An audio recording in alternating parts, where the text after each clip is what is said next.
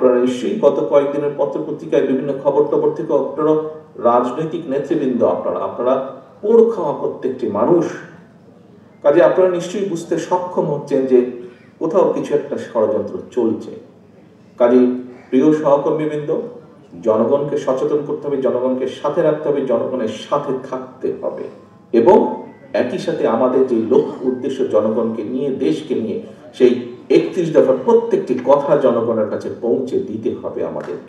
আমাদেরকে জনগণের ভোটের অধিকার যেমন প্রতিষ্ঠিত করতে হবে, ভোটের অধিকার প্রতিষ্ঠিত করলেই কিন্তু জনগণ তখন জবাব চেতে শুরু করবে। অর্থাৎ একজন ব্যক্তি নির্বাচিত হবে, তার যখন ভয় থাকবে, সে যেই পর্যায়ে হোক না কেন, গ্রামের মেম্বার হোক, ইউনিয়ন পরিষদের চেয়ারম্যান হোক, উপজেলার চেয়ারম্যান হোক, জেলা পৌরসভার চেয়ারম্যান হোক, কাউন্সিলর হোক, সংসদ সদস্য হোক, মন্ত্রী হোক, প্রধানমন্ত্রী হোক, যেই হোক না কেন, যখন সে জানবে যে জনগণের কাছে আমাকে ফিরে যেতে হবে, সেটি ভোটের জন্য হোক, জবাবদিহিতার জন্য হোক, যেটাই হোক, তখন কিন্তু সে চিন্তা করবে দুবার।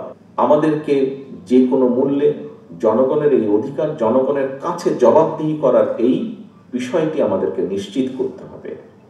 একটি দেশের রাজনীতি যদি রুগ্ন হয়, সেই দেশের অর্থনীতি রুগ্ন হতে বাধ্য, এবং সেই দেশের অর্থনীতি যদি রুগ্ন হয়, রাজনীতি যদি রুগ্ন হয়, তাহলে সেই দেশের শিক্ষা, সেই দেশের স্বাস্থ্য, সেই দেশের বিচার ব্যবস্থা, সেই দেশের প্রশাসন সবকিছু রুগ্ন হয়ে যাবে।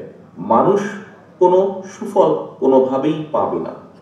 কাজেই প্রথম কাজ হচ্ছে আমাদের দেশের মানুষের রাজনৈতিক অধিকারকে প্রতিষ্ঠিত করা, জবাবদিহিতাকে প্রতিষ্ঠিত করা। এই গত স্বৈরাচার 15, 16, 17 বছর ধরে দেশে কোনো জবাবদিহিতা ছিল না। জবাবদিহিতা ছিল না বলেই এইভাবে মানুষ গুম খুম হয়েছে। জবাবদিহিতা ছিল না বলেই নিশিরাতের ভোট হয়েছে, দামি নির্বাচন হয়েছে। জবাবদিহিতা ছিল না বলেই প্রশাসনগুলোর কি অবস্থা, বিচার ব্যবস্থার কি অবস্থা দেখেছেন। জবাবদিহিতা ছিল না বলেই দেশ থেকে লক্ষ লক্ষ কোটি টাকা পাচার হয়ে গেছে, দেশের মানুষের সম্পদ পাচার হয়ে গেছে। এই সব কিছুকে যদি আমাদের ঠিক করতে হয়, সব কিছুকে যদি দেশের মানুষের চাওয়া অনুযায়ী যদি নিয়ন্ত্রণের মধ্যে আনতে হয়, অবশ্যই জবাবদিহিতাকে আমাদের তৈরি করতে হবে, প্রতিষ্ঠিত করতে হবে, এবং সেটি একমাত্র সম্ভব সঠিক ভোট প্রয়োগের অধিকার প্রতিষ্ঠার মাধ্যমে।